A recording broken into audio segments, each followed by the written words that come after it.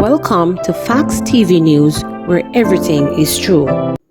Man fatally stabbed in Cristiano. Police are probing the fatal stabbing of a man in Cristiano, Manchester on Monday night.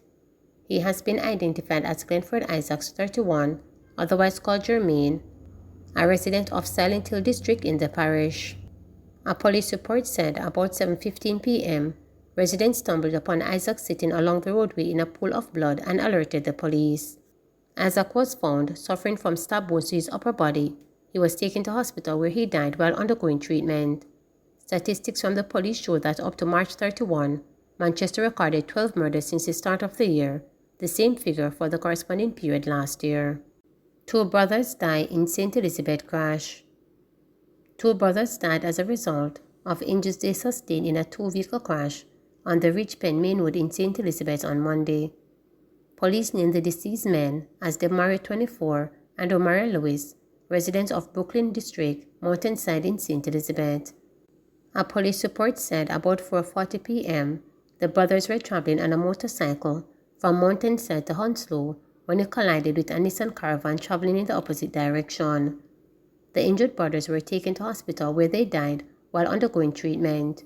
Corporal Albert Simpson, sub-officer in charge of St. Elizabeth Traffic Department, is urging road users to be cautious. "We are appealing to motorists to abide by the rules of the road and be cautious. 2 lives lost in this crash is too many," said Simpson. Man allegedly fatally stabbed by brother in Clarendon. A man is in custody following the fatal stabbing of his brother in Tollgate, Clarendon. The deceased has been identified as 37-year-old Anthony Smichael, also known as Pops of Ebony Park in Tollgate.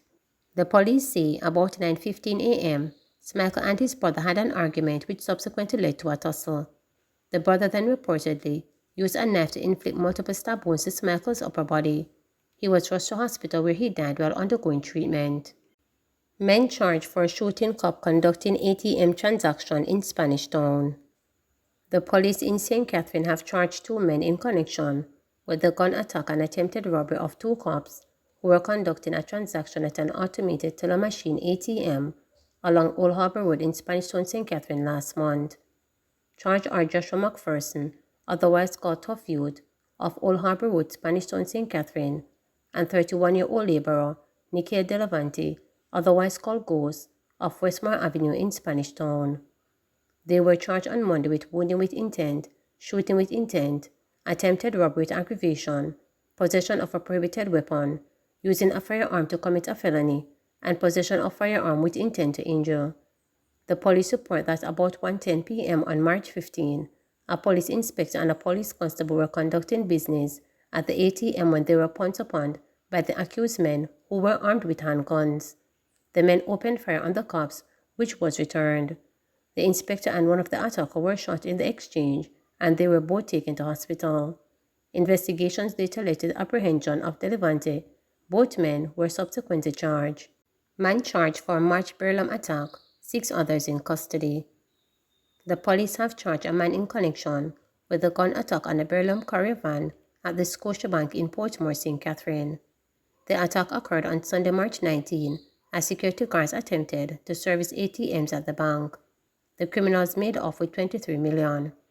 In providing an update at a police press conference, Deputy Commissioner of Police Fitzbailey disclosed that Shemarhi has been charged with 12 offences in relation to the incident. He is of Spanish Town address in Catherine. Further, Bailey disclosed that 6 other persons who have been taken into custody in relation to the robbery. "We have the information, we have the intelligence, and we're working, but I'm not going to get into any more detail regarding that," Bailey stated. Meanwhile, Commissioner of Police Major General Anthony Anderson explained that with the use of technology, rapid intelligence gathering, and agile investigative processes, the police were able to quickly process the cases immediately following the incident. Prior to the March incident, criminals in February attacked Burlam security guards attempting to service ATMs at the JN Bank, which is near to Scotiabank. In the more recent case, this led to the recovery of vehicles and other evidence, as well as the apprehension of a key suspect in less than 12 hours after the incident. He has so far been charged with 12 offences in relation to the robbery, Anderson stated. Man assaults Gabby, shoots at off-duty cop. A 29-year-old mechanic has been charged with shooting with intent and malicious destruction of property for a shooting incident on Studio One Boulevard in Kingston on Thursday, March 23. Charge is Dwayne Wilkie of Studio One Boulevard.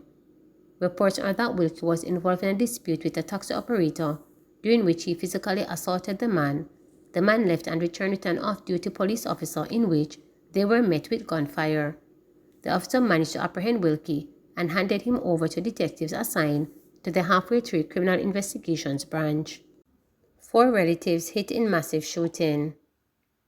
A Clarendon family is wallowing in grief after 4 relatives were among 6 men shot, 2 fatally, in Saturday night's mass shooting in Moko. The 6 men, who are said to be construction workers, were shot as gunmen raided bullets on a crowd of gamblers at a community shop in Darla district. 24-year-old Jason Lewin and 37-year-old Erwin White, also known as Joe, both of Darla district, died on the spot while the other victims were admitted in serious condition, according to the police. On Sunday, relatives said they have been facing emotional turmoil, with 2 family members dead and another 2 injured. Their grief is further compounded by the fact that another relative, fruit vendor Keith McIntosh, also known as Brady, was also shot dead in Maypen last month.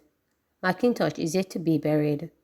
It is reported that about 10 p.m. on Saturday, the 6 men were among a group of people gambling at a shop when armed men pulled up in a white Toyota Probox motor car. The men alighted from the vehicle and opened gunfire at the crowd before boarding the car and making good their escape. The police were summoned and the injured men were taken to hospital, where Lewin and Wright were confirmed dead. The other 4 victims were admitted. On Sunday, the bloodstained roadway bore testament to the grim tragedy that unfolded hours earlier. The incident is an unfortunate one for the North Central Clarendon community, as just last week, 2 of its residents, 28-year-old Romario Drummond and 26-year-old Romaine Austin, were killed in Green Island, Hanover, where they had been working. The police are yet to determine whether both incidents are related. Residents say they are on tenterhooks and remain mystified over the deadly attacks. Speaking to reporters on condition of not being named, some residents described the slain and injured men who were shot on Saturday as hardworking citizens. A construction man dem, hardworking man dem, so you know nobody would have want go out there to see no wanted list or walk up and down and do no crime, said one resident.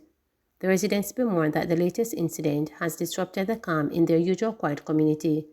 The district here a good district, nice district, we loving and caring. We take care of people and make people happy. Anybody come, we make them comfortable, one resident told reporters, expressing disbelief over Saturday night's deadly assault. Similar sentiments were shared by Romaine Morris, counsel for the Moko Division, who described the shooting as a gruesome act in a relatively peaceful community. The persons in Darlow are very supportive, them love each other, and to hear that last night 6 people got shot, 2 fatally, and persons are in the hospital in critical condition, it's really bad, Morris told reporters on Sunday. You have to say, whoa, this is not Darlow, something is happening. The council is urging anyone with information that could assist the investigation to contact the police. If you have any information and you don't want to reach out to the police, reach out to me, a pastor, or a JP, Justice of the Peace, and give over the information, because we need to get back Darlow to the place where it used to be, because this is not like Moko, he said. Between January 1 and March 31st this year, 26 people had been murdered in Clarendon. This is a 6.2% increase when compared to 10 murders reported over the corresponding period in 2022. Please remember to subscribe, like, share, and